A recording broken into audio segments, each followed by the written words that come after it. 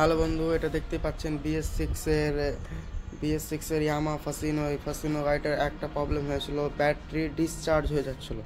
মানে গোটা দিন গাড়ি চালাবে ঠিক আছে, রাত্রে রাখতে গেলে সকালে ব্যাটারি বসে যাবে। মানে ওই তার ইসিএমটা শর্ট হওয়ার কারণে তার গাড়িতে ব্যাটারি ডিসচার্জ হচ্ছে। এখানে দেখতে পাচ্ছেন চেকিং লাইট, মানে বিএস সিক্স।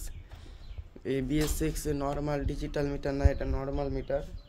এই মিটারে এই গাড়ির প্রবলেম হয়েছিল, তো তার ইসিএম এর প্রবলেমের জন্য ব্যাটারি ডিসচার্জ হচ্ছিলো।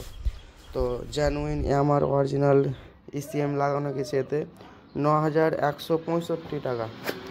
আর এটা হচ্ছে তার পুরাতন ইসিএমটা। গাড়ি ফিটফাট করেছে, এখন কমপ্লিট করে সব কিছু চেক টেক করা গেছে, সব ওকে আছে। আর দেখতে পাচ্ছেন এটা, তো ইসিএমটা আমার কাছে আছে। এই ইসিএমটাতে ব্যাটারি ডিসচার্জ হচ্ছে, বাকিটা সেলফ স্টার্টিং লাইন কারেন্ট সব কিছু ওকে আছে। যদি কারো চেক করার জন্য যদি লাগে তো অবশ্যই আমাকে কমেন্ট করতে পারে, আমি তাকে দিয়ে দিব।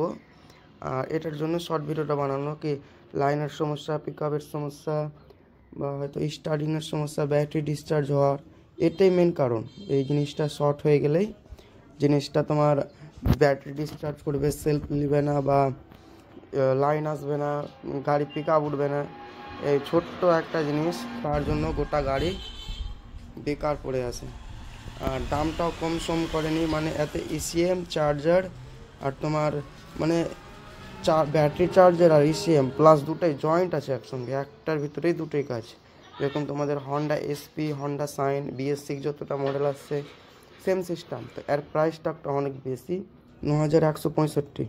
এটা প্রাইসটা একটু কমাতে হতো, প্লাস এটা সিঙ্গেল করলে সব থেকে বেশি ভালো। যাই হোক, এই গাড়িটার প্রবলেমটা সলভ হয়ে গেছে, তার জন্য তোমাদেরকে একটা আপডেট করলাম। আর এসিএমটা যদি কারো চেক করার জন্য লাগে তো অবশ্যই আমাকে কমেন্ট করবেন, আমি দিয়ে দেবো।